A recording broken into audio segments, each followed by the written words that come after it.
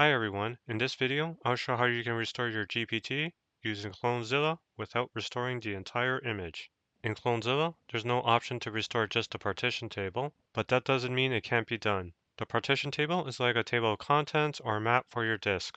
It tells your system important information such as where each partition starts, where it ends, the file system, the attributes, and more.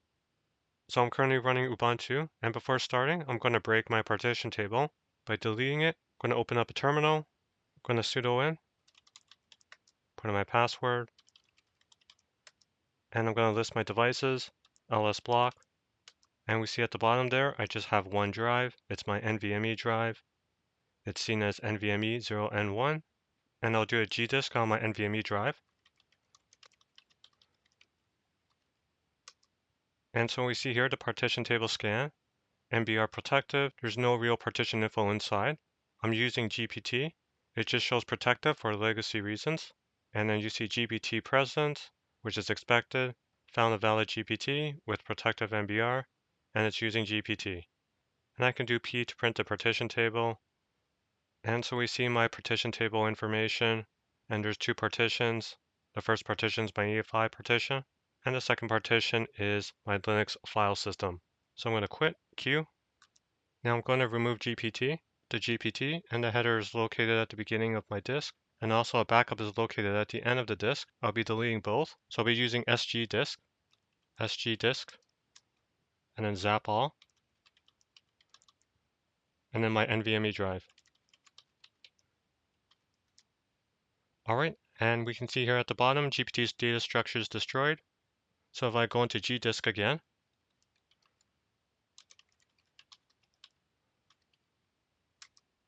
and in the partition table scan, there's nothing present, and I do a P for print, and we see that there are no partitions. So I'm going to quit.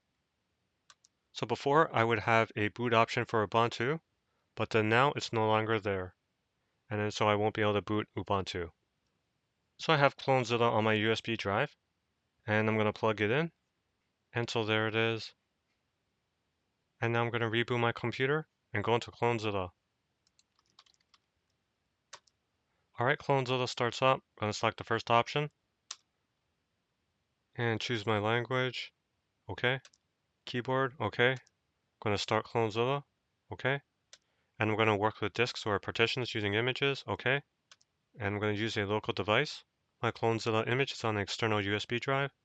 Okay. Enter. Now I'm going to plug in my external drive. Alright, we see it come up, SDB, 232 gigabytes. That's my external drive. I'm going to hit Control C. Now we need to mount the device as /home/part image. So it's SDB1, my external drive. Okay. I'm not going to do a file system check. Okay. And here it's asking for the Clonezilla image repository. So the root is my image repository, and there is my Clonezilla image. So I'm going to go to Done, Enter. And do you want to synchronize the time on the Clonezilla live system? I'm not going to synchronize, no. And going into beginner mode. And here, there are no options to restore just the partition table.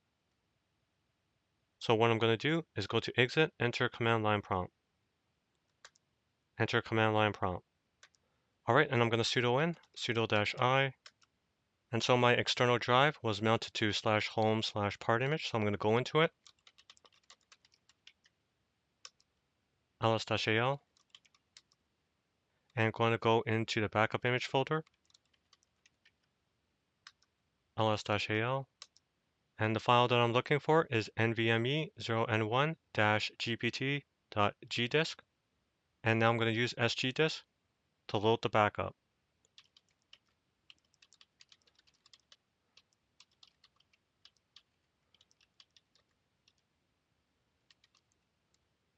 And then the disk will be my NVMe drive.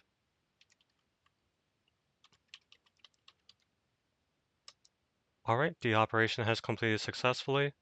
And as always, be careful when restoring the partition table. You want to double check to ensure you are selecting your correct disk. In my case, I just have my NVMe drive. And now I'll do a gdisk on my NVMe drive.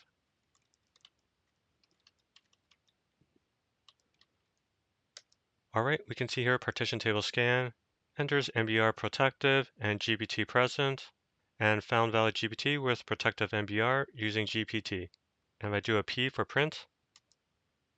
And so there are my two partitions like before. And I'm going to quit. And I'm going to reboot my computer and unplug the Clonezilla USB drive. Grub comes up and I'm going to boot into Ubuntu. Alright, and I'm back in Ubuntu.